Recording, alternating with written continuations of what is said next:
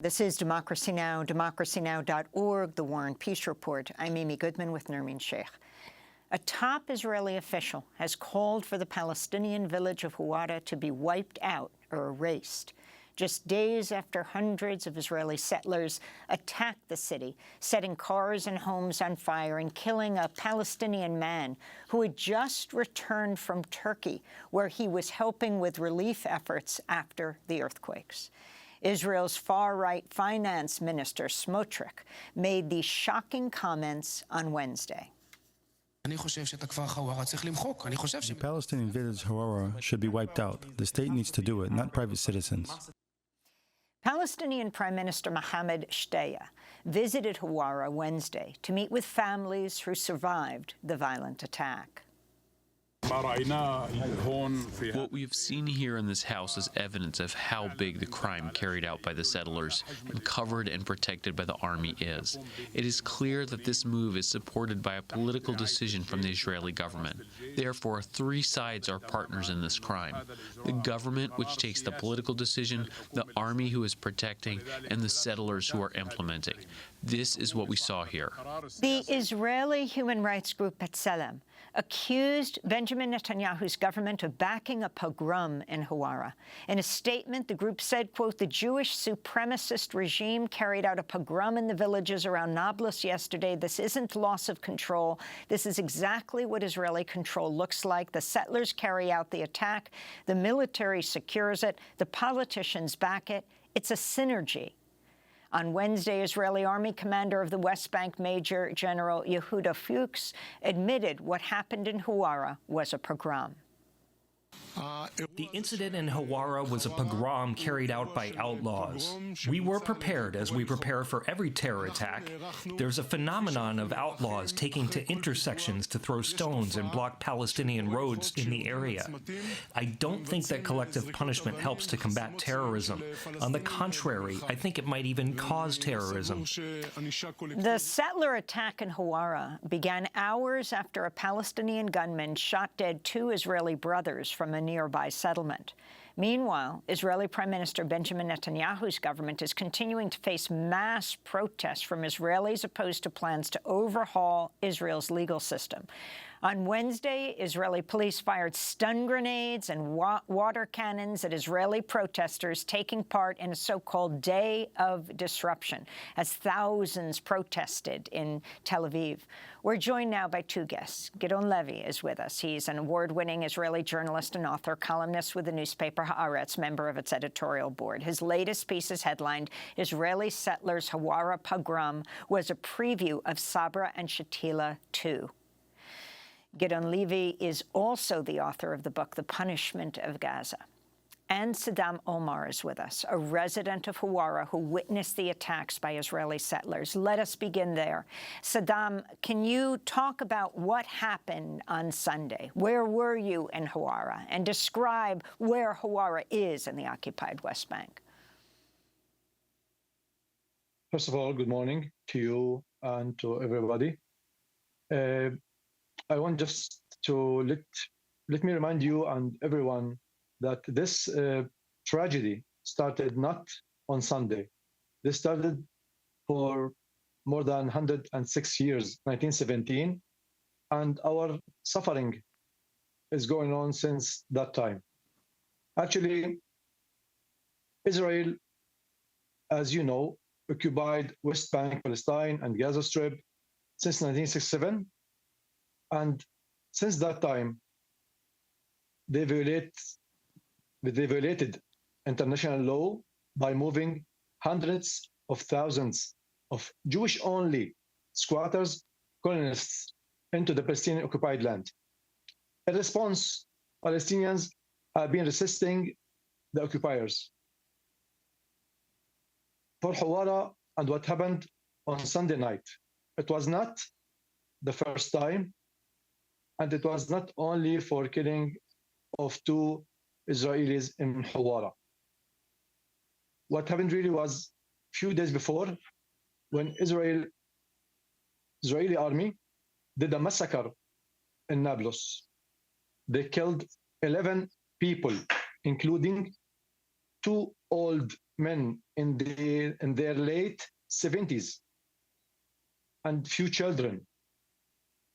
This terrorism led by the Israeli army is a continuous action since 1967 and before that time. The campaign that happened in Huwara on Sunday night was protected, planned, organized by the Israeli army. Those squatters helped, protected, organized the settlers to do what they did. The army prevented any citizen to defend himself. And you saw what happened with Sameh al-Aqtash, a 37-year-old man who recently came back from Turkey, helping people there after the catastrophe of the earthquake. A few days later, those squatters, barbarian settlers, attacked him. He was trying to defend his wife, mother, sisters, children, but they prevented him and killed him with cold blood. The army now is 100% controlled by Smotrich and Ben-Gvir, who are already settlers. This massacre, this accident happened in Huwara, supposed to making the settlers to take control of the whole West Bank. The Israeli occupation army is complicit in a drastic surge in terrorism committed by Israeli colonists against Palestinian civilians. The recent terrorist attack against the residents of Huwara was pre-planned, pre-prepared by the occupation army and the settler militias. We all heard what Smotrich said. Huwara must be wiped out. It's not a new thing. The previous militias of those settlers already wiped out more than 500 villages and towns of Palestine when they occupied the lands of 48 and 67. Hundreds of thousands of Palestinians were evicted from their houses and homes to the West Bank, Jordan, Egypt, Lebanon, Syria, Iraq, and worldwide.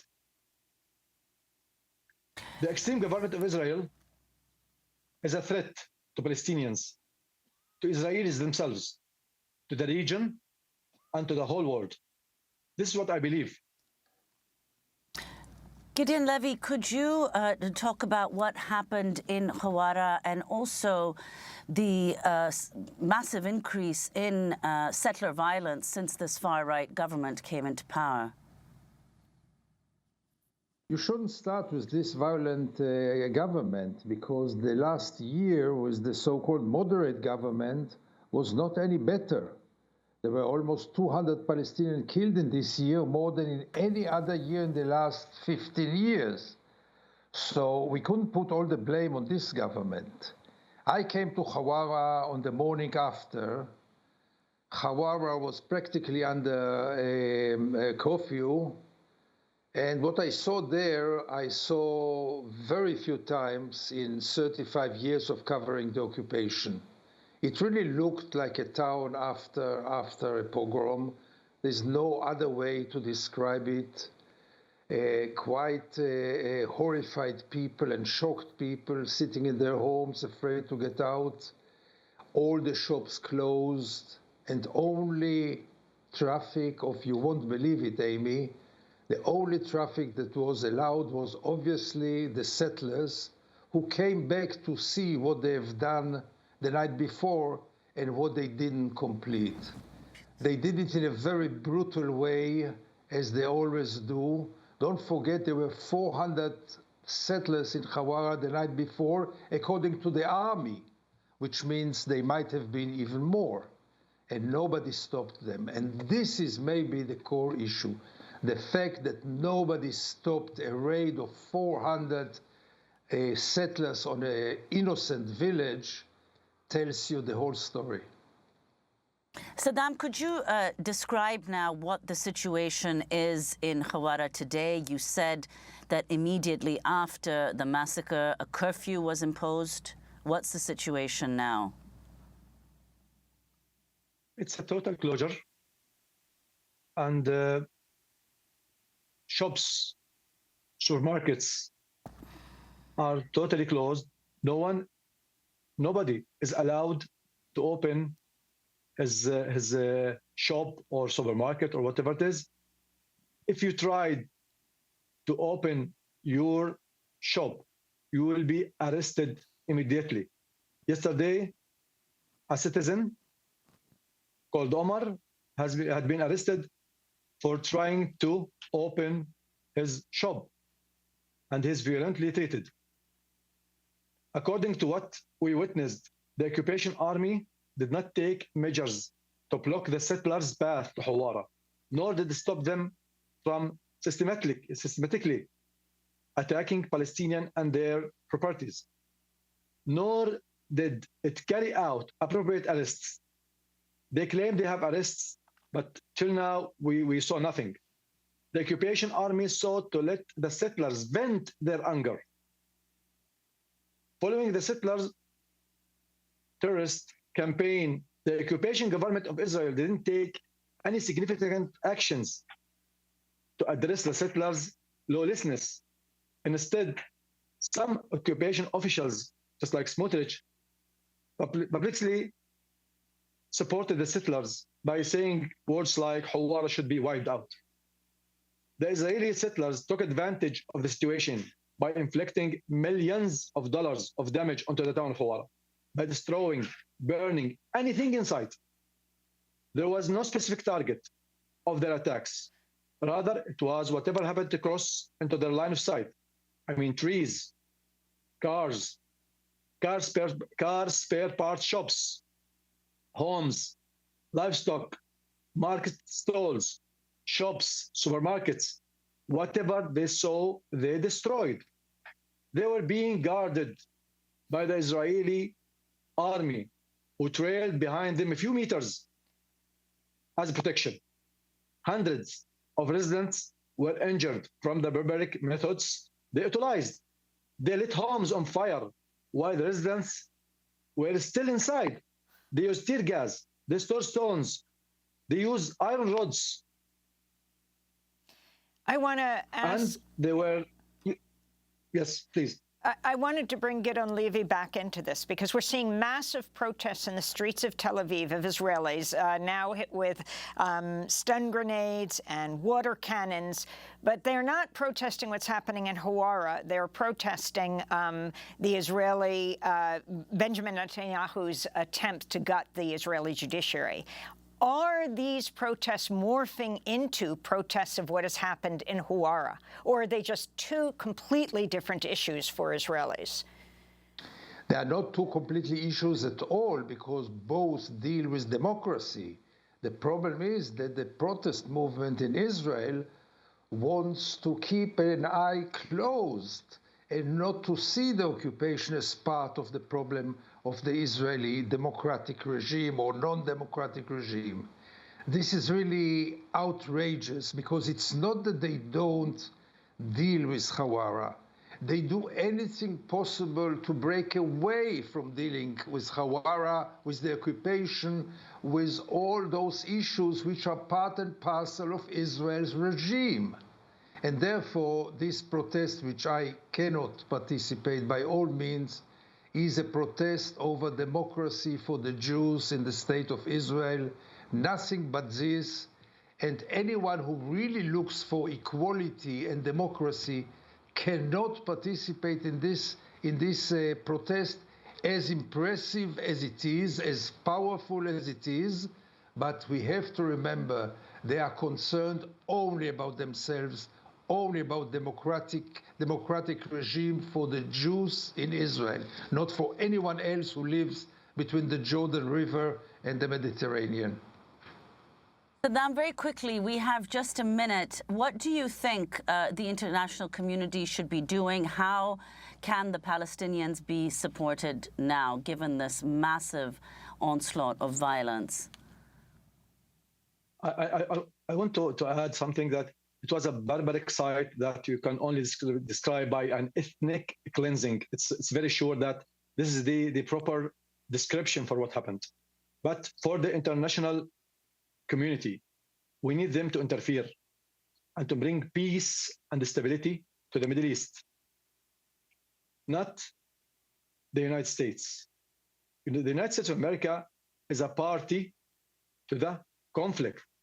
The United States of America is a part of this conflict. It's not a referee. USA is not the judge, is not the proper judge for this conflict.